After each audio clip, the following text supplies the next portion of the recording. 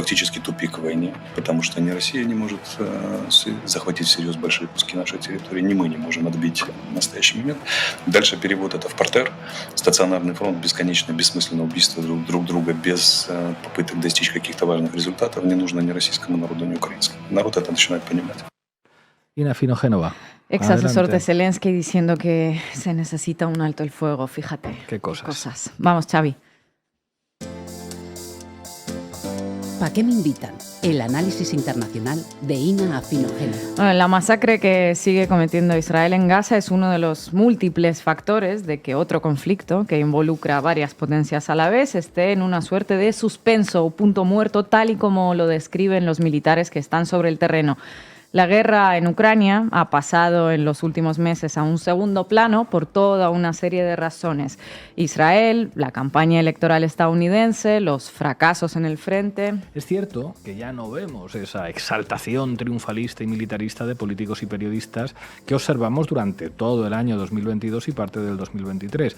Ya no se habla de que Ucrania pueda recuperar las fronteras de 1991 y hasta se pone en duda su capacidad de recuperar las anteriores a 2022. En cambio, este cambio de discurso con respecto a Ucrania y con respecto a Rusia es más que evidente, pero explícanos por qué, Ina. Bueno, porque básicamente no ha habido desde la anunciada contraofensiva victorias ucranianas que destacar. En otoño de 2022, cuando sí se lograron liberar importantes territorios, la propaganda bélica que abunda por estos lares, no es solo cosa de Rusia, creó unas expectativas desmesuradas alrededor de lo que podría ser el ejército ucraniano, totalmente dependiente del bloque de la OTAN, y las expectativas no siempre coinciden luego con la realidad, como bien sabemos. La realidad es que miles de millones de dólares en efectivo en armamento no han traído por el momento los resultados esperados y los principales donantes empiezan a revisar sus volúmenes de ayuda a Ucrania y a repensar sus estrategias.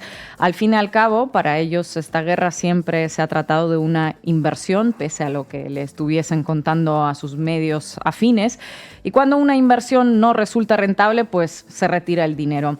Antes de contarles el periplo de Volodymyr Zelensky por conseguir más financiación para esta guerra, les recomiendo que vean el reciente capítulo de Cafeína que sacamos hace unos días en Canal Red Latinoamérica. Hablamos con expertos que siguen el conflicto muy de cerca desde hace muchos años. Hablamos de la situación actual en el frente, comparándola de hecho con la Primera Guerra Mundial, de los motivos del fracaso de la contraofensiva ucraniana, de las posibles bajas en ambos bandos y de un intento de paz que se frustró porque algunos evidentemente han visto en esta guerra una posibilidad de ganar mucho y también de conseguir unos objetivos geopolíticos que poco tienen que ver con la cacareada ayuda al pueblo ucraniano. Dicho esto, pasamos a echar un vistazo a las cifras, ¿vale? Vamos. Hace unas semanas, Joe Biden, ya lo anticipó Sara, anunció a la nación desde el despacho Oval que buscaría un paquete de más de 100.000 millones en ayuda para Israel y Ucrania. De ellos, la ayuda militar ascendería a 61.000 millones para Kiev y algo más de 14.000 millones para Tel Aviv.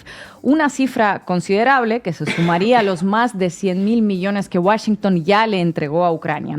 El caso es que hasta el día de hoy el presupuesto no se ha liberado y los senadores republicanos parecen implacables al respecto. La semana pasada bloquearon en el Senado esa propuesta. Quizás la aprueben en 2024. Pero bueno, la fatiga por esta guerra en Washington se hace patente solo con mirar las publicaciones de New York Times, Washington Post, Bloomberg u otros medios y compararlas con las del año pasado. Están ahora mismo en otra cosa, lo cual por supuesto no quiere decir que vayan a dejar a Ucrania completamente a su suerte, pero que el entusiasmo no es el mismo que antes es un hecho difícilmente cuestionable. Y bueno, no es solo cosa de Estados Unidos. Según un cálculo reciente del Instituto Kiel para la Economía Mundial, la ayuda occidental a Ucrania está ahora mismo en sus niveles más bajos desde el año 2022. Entre agosto y octubre de 2023 se ha registrado una caída del 87% en comparación con el mismo periodo del año previo. De hecho, en ese estudio, la institución alemana arroja unos datos muy curiosos. El sostén militar principal para Kiev en estos momentos son los países nórdicos: Suecia, Noruega, Dinamarca, Finlandia e Islandia.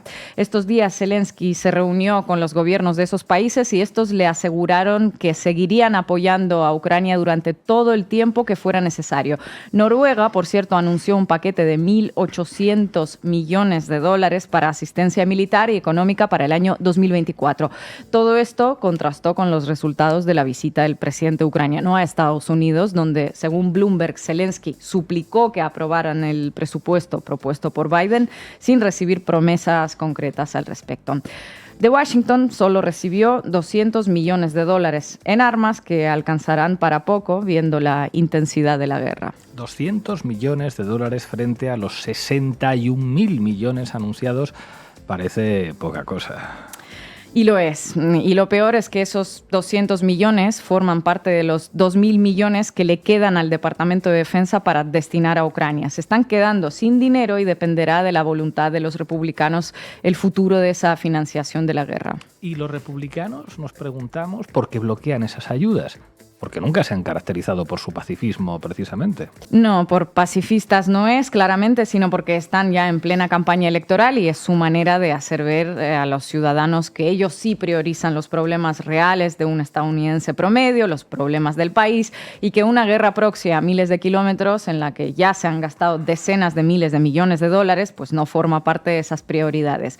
Antes de reunirse con Biden, Zelensky se vio con el presidente de la Cámara de Representantes, el republicano Mike Johnson, en un intento de negociar más ayudas, pero para Johnson la situación en la frontera sur estadounidense resulta mucho más importante ahora mismo. Parece que a Zelensky y al propio Biden les va a costar mucho convencerlos de lo contrario, y el principal peso de las ayudas a Kiev lo seguirá asumiendo Europa. Y de hecho el canciller alemán Olaf Scholz, al igual que los países nórdicos, sigue firme en su apoyo y hasta parece dispuesto a incrementarlo en el caso de que otros aliados den marcha atrás.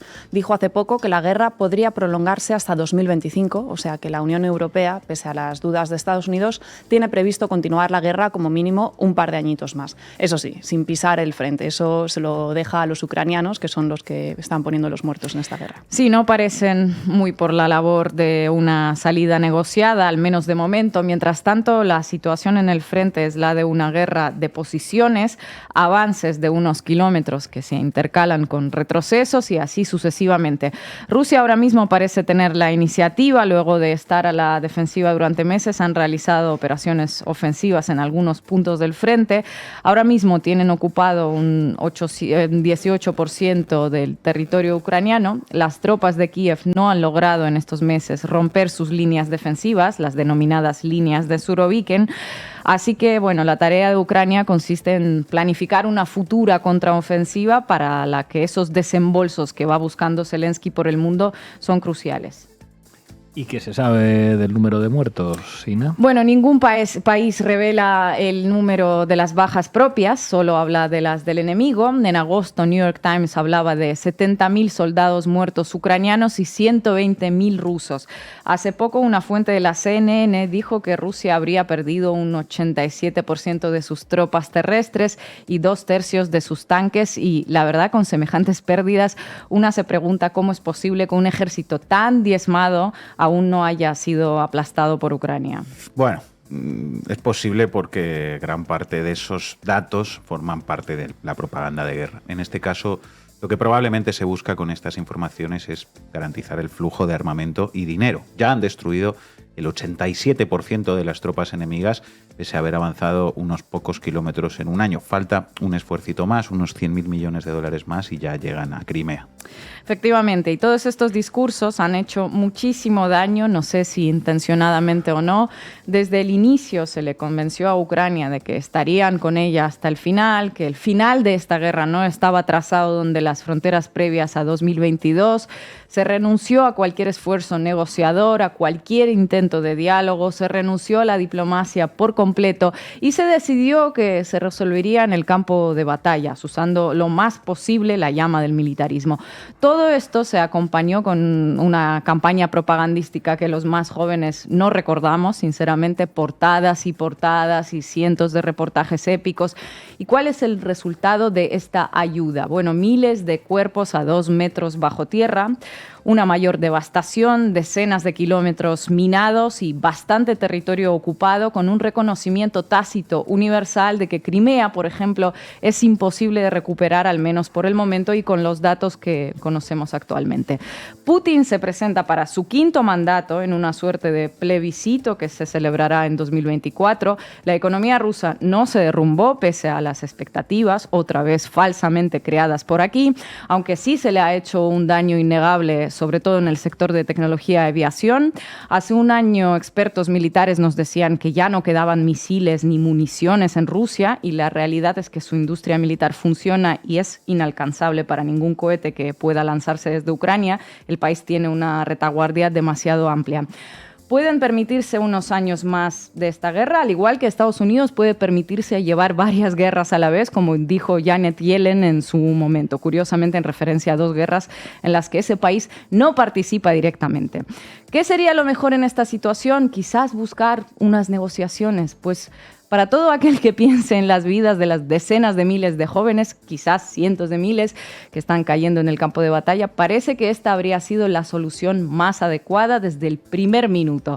Pero no es así para los que alimentan el militarismo y la muerte tanto desde Rusia como desde los países que empujan a Ucrania a la guerra sin poner un solo cadáver de su parte, pero convenciendo a su gobierno de que la solución pasa única y exclusivamente por el campo de batalla al que ha sido arrojada por otros. Muchas gracias, compañera.